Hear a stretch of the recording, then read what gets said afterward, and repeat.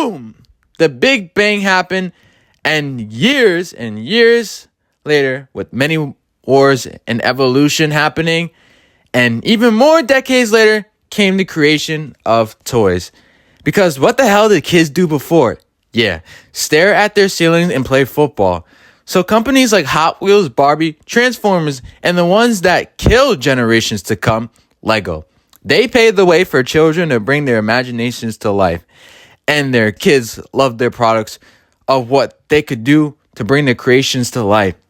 However, things can change and corporations get greedy. And once they see their demographic change, over time, the industry shifts their views to a new set audience.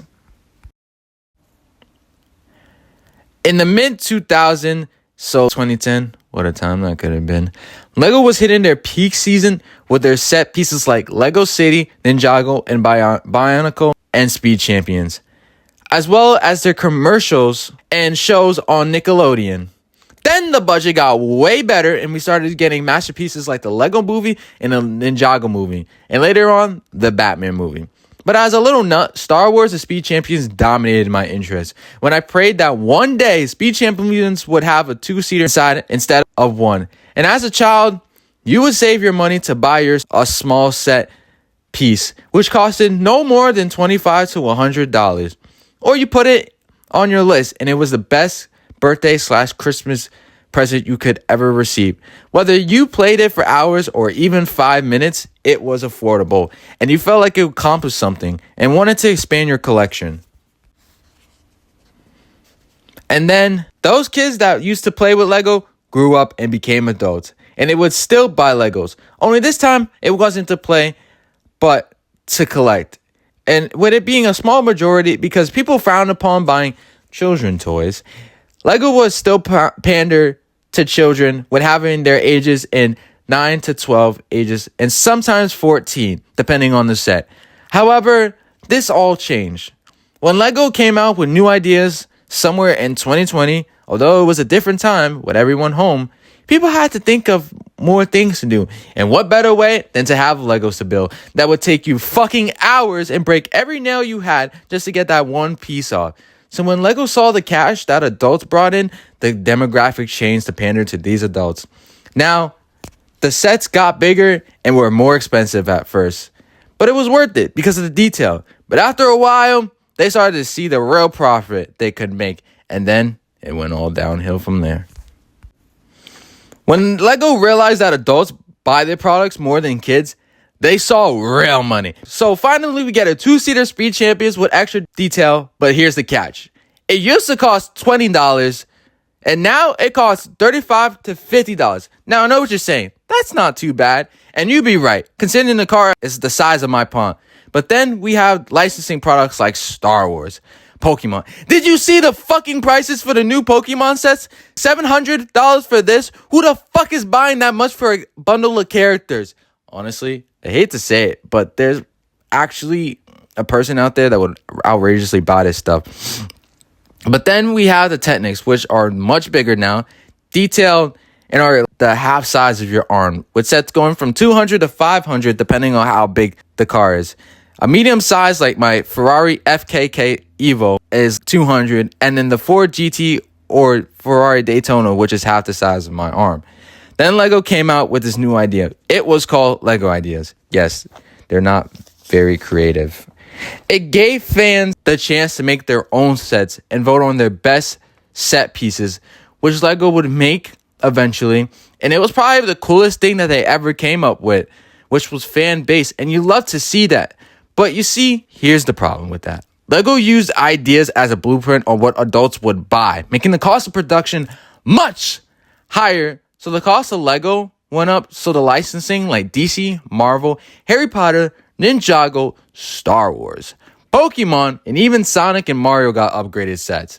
But now, instead of it being just something for kids to afford, now adults can't even afford this shit. Look at these fucking prices for the new sets of Pokemon. And I know I said this before, but who the fuck is really paying $700 for 3 famous characters? Then, for the smaller sets, they'll make you pay $80 for a small house and 2 characters that aren't even licensed, by the way. Although it is Lego themselves, so maybe it's privately licensed in which they feel it's supposed to be much higher. But that doesn't even make any sense. Then we have Marvel sets, and you already know it's going to be pricey just for the name itself. It's fucking Marvel. No, I wasn't kidding either.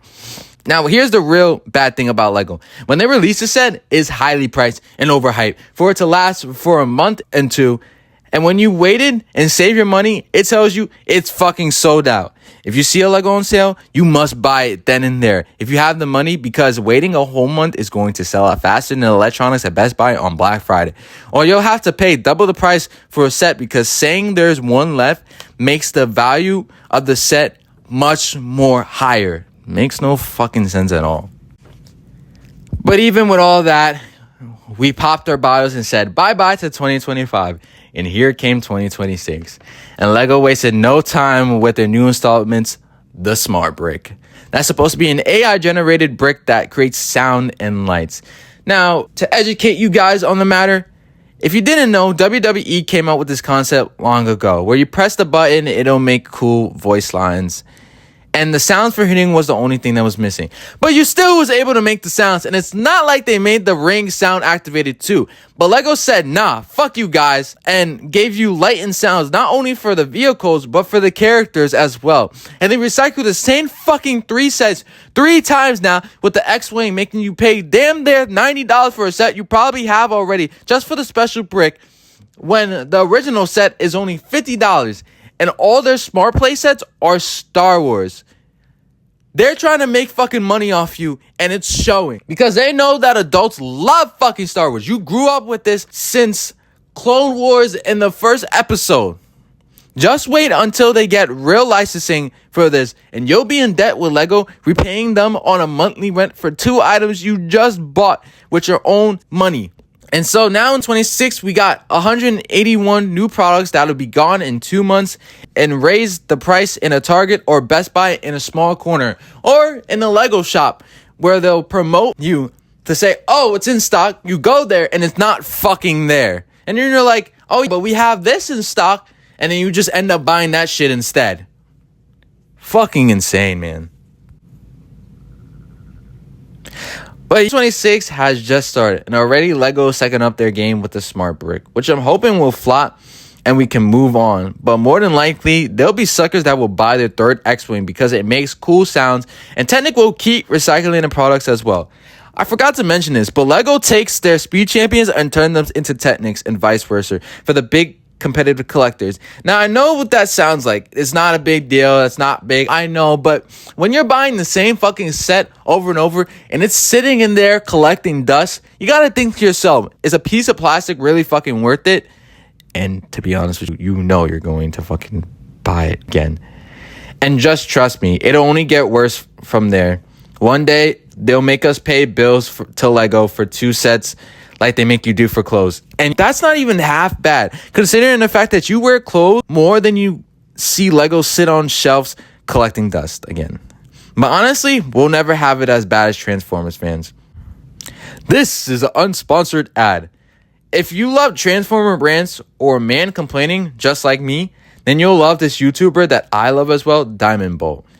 He makes Transformer rants, movie rants, show rants, everything in between. If you love that type of shit, I consider subscribing. Yes, YouTubers get inspired by other YouTubers. It's a thing, guys. We all know this. It's all over the place. But anyway, this has been Shane Rants. My shitty opinions with me, Shane. Hope you enjoyed the video. And for those who don't like my content, you don't have to fucking watch. It's that simple. However, for those that do, I appreciate your support. And don't forget to like, comment, and subscribe. And I'll see you guys on the next one. Peace.